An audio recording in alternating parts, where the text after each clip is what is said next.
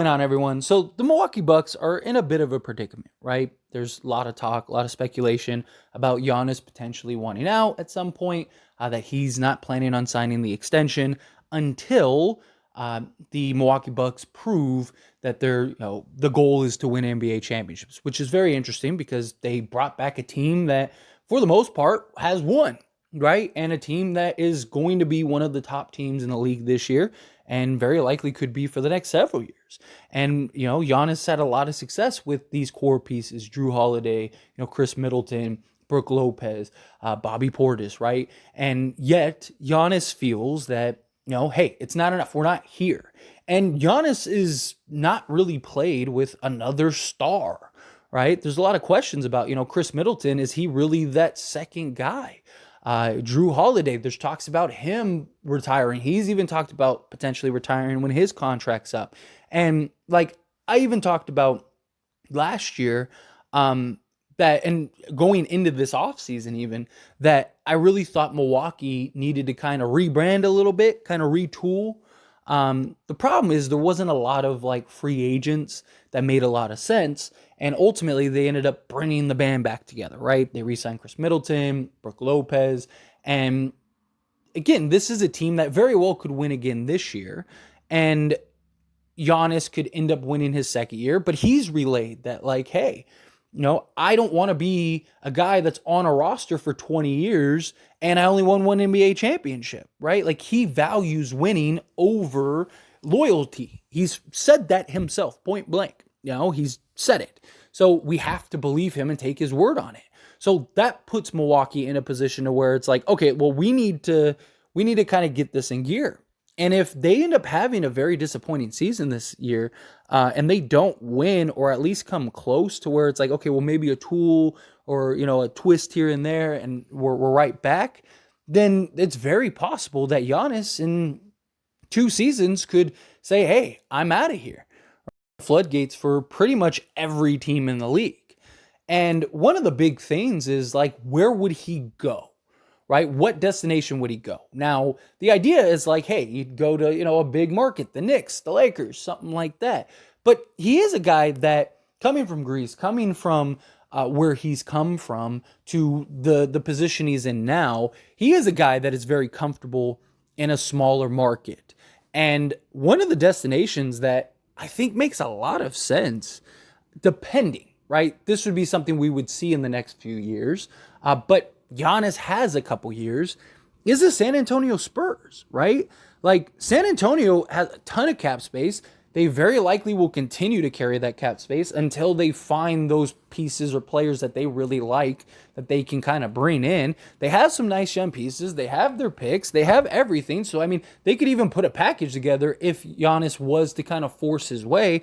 And if Victor Wembanyama becomes anything close to what he's projected and hyped to be, then you could be looking at one of, if not the greatest front courts in NBA history, right? If Victor Wembanyama really does become, within the next 3 years, the best player in the league, or is, the top defensive center in the league and just this offensive threat, right? Even if it takes him a couple years to kind of really get into best player in the league type thing, then if he can just have the impact defensively, which many people believe he will, right? Let's say by the time Giannis is available to become a free agent, Victor Wembanyama is a 28 and 3 guy or something like that, right? Where, he's basically giving you 20 plus points a game, but he's also, has one defensive player of the year or is defensive player of the year level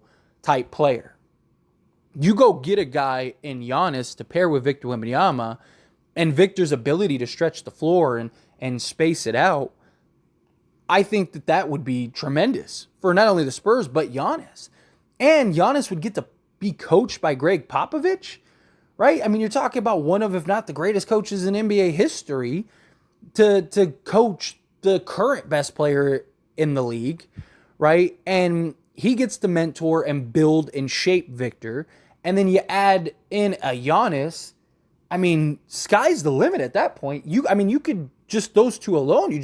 All you need to do is just kind of round out the roster. Victor would very likely continue to improve and continue to get better, right? Or if he is, what if he really is the best two-way player in the league and the clear-cut number one guy, right? Now you add Giannis, who is also in that conversation. You got the two best players in the league on the same team. Like, I mean, you could become a powerhouse. You could be looking at another Spurs dynasty for a couple years. Giannis is still young enough to where if in 2 years he went with Victor, they could be a force for, 5 years at least. And then once you start seeing Victor kind of get into his prime, Giannis would very likely be scaling out. And who knows, maybe Giannis could go even longer. With his skill set and his athleticism and just medicine advancing and whatnot, like it's not unlikely that he could play, like in the LeBron years, right? Because he has those tools and he has that size and those strengths and stuff, right? Like it's just maintaining his body, right? And can he stay healthy? That's a big thing. And you have this pairing that could be scary, right? If Victor becomes anything close to what is expected of him. Now, obviously, there's a lot of questions in that. And the other side of that coin would be like, let's say Victor is the clear-cut number one player in the league. Would Giannis want to go there and basically be the second option, right? Like that's something else to keep in mind. But I think if Victor is, let's say top 10, but he's not quite there at top 5 yet. Or like I said, he is that 28-5 guy, right? Or 23-8-5, something like that, to where he's really good, but he still needs another, 2 years or whatever before he takes that next step, before he takes that next leap. Then I could see Giannis saying, hey, let's go. Now, the big markets, again, still make a lot of sense for Giannis. And that's really going to be the big draw, the big allure, right? You got teams like the Lakers. Same argument I'm making for Victor Wembanyama and Giannis. You can make for Anthony Davis and Giannis, right? One of, if not the greatest front court in NBA history. Two guys that can just do a little bit of everything. The two best defensive players in the entire league on the same team. Like, good luck getting inside and scoring on them. You got the LA market. Lakers have a very good, solid core and foundation. Austin Reeves, Rui Hachimura, Jared Vanderbilt, like Max Christie if he evolves into something. Like, there's a big draw beyond like, oh, I would go to the Lakers and become a billionaire, right? And Giannis would be very likely the number one option with the Lakers. Anthony Davis seems to be okay playing the second fiddle. And you could kind of see that working pretty well, right? Especially with Anthony Davis's ability to stretch the floor. And you could have these two like interchange. You could always keep one on the court. Like that could be, again, another force. So not only could he win with the Lakers, but it would also raise his brand and skyrocket him. So there's a real argument there. And, it would make a lot of sense to go from like a place like Milwaukee, a smaller market, to let me go become global, especially towards the end of your career, right? You've seen a lot of like stars make that transition, like especially like LeBron. That was a big thing because LeBron didn't just go to Lakers for basketball reasons. He went there because he'd become a billionaire, and like he was there a week and now he's a billionaire, right? It's like, okay, there you go, right? Same thing with the Knicks. The Knicks, there is that draw. They got a nice core. They got Jalen Brunson. Anthony Davis would be far and away the best player Giannis has ever played alongside, but Jalen Brunson, he's really shown that he could be a solid contributor. I don't think he's the number one option on a contender, but with next to Giannis, that may be enough, right? And you have like an RJ Barrett, and you have Grimes and Sims and all these young guys, right? Like, we'll see what they do with like Mitchell Robinson and stuff like that. But you could have this like solid roster, add Giannis, and all of a sudden now you're the best team in the Eastern Conference, which the Eastern Conference is weaker than the West, and you're still in a big market.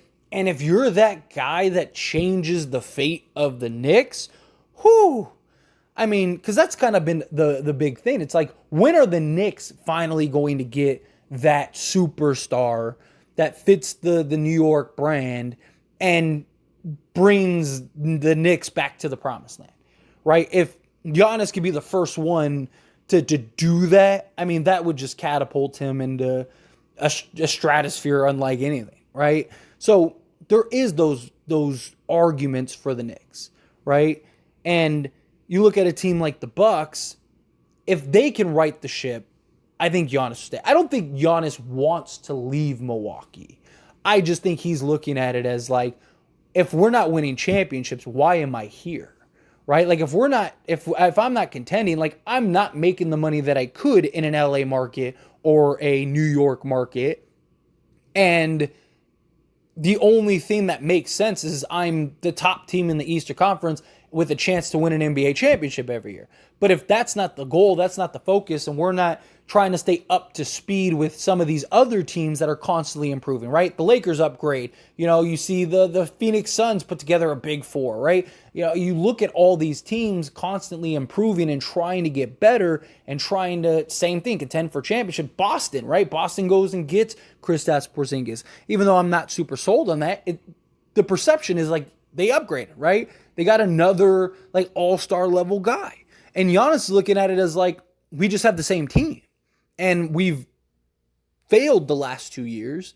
And like we weren't even able to be competitive when I got hurt against a Miami team that lost their first play-in game and we're just happy to be there, right? Like, and that's not to take anything away from Miami. Miami beat them and deserved it and got to the NBA Finals. But Giannis has got to be looking at it as like, clearly we don't have enough, right? Like I need help. I need another star.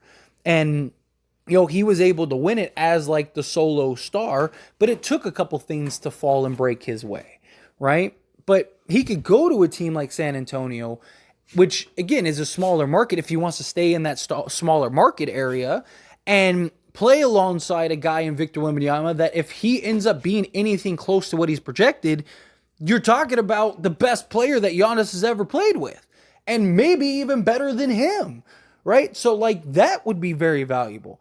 And Giannis is humble enough to where I think he'd be willing to make that work, right? And if you have that pairing and you're playing with a Hall of Fame level coach, right? And, you're playing under the Spurs brand and the system, and you know that they're an organization that will do whatever it takes to win, that has built dynasties, that has been very good over the years, right? Like that wants to get back to that prominence, that want to get back to just that elite year in and year out, they're winning championship level, right? And like if Giannis does end up getting to the point where he's like, okay, enough is enough, I'm out of here, right? Like San Antonio, again, could make a lot of sense. But the question is, would San Antonio put themselves in a position to kind of be able to get him, right? Because if it came down to trading, the Knicks would have the best potential trade package on top of the market. Unless Giannis was like, I only want to go to the Spurs, but I don't see that happening, right? If it came to a bidding war, the Knicks could basically say, hey, you can have anybody you want on this roster outside of Jalen Brunson. Every single player on this roster is yours. You just tell us who it is. And they also have so many draft picks that they're falling out of the treasure chest, right? So they have the picks to outbid anybody. They have the young talent. It would just kind of come down to what does Milwaukee value more? Do they like some of the guys on San Antonio more than the guys on the Knicks? I don't know if that would be the case because, the Knicks have some pretty solid guys. Not saying San Antonio doesn't, but there are a lot of questions with like the young guys that San Antonio has. And, same thing. If you're San Antonio, you're basically saying whatever you want, just tell us, right? Like you want everybody, you can have everybody except for Victor. It's yours, right? And it's the same thing with the Lakers, right? Like if it gets to a bidding war, I don't think the Lakers would get him. I think the Knicks could outbid everybody if they wanted to. The only other team that could potentially match up would be like Oklahoma City, right? Like, because they have the young talent and they could, especially if they're willing to give up like Chet Holmgren, right? Like then now you're talking, right? Chet and a bunch of draft picks and whatever you want. So, I don't know. It'd be interesting. It'd be interesting to see how it plays out and how it goes. But I definitely think San Antonio there's a real argument for that. And I definitely want to talk about OKC as well. So I'll look forward to that video. But Anyway, as always, this is a discussion, so I pass the question on to you. Let me know your thoughts and opinions down in the comments below. What do you think? Would you like the idea of Giannis heading to San Antonio? Do you not? Have a feel what your thoughts are? Love to hear it. Let me know.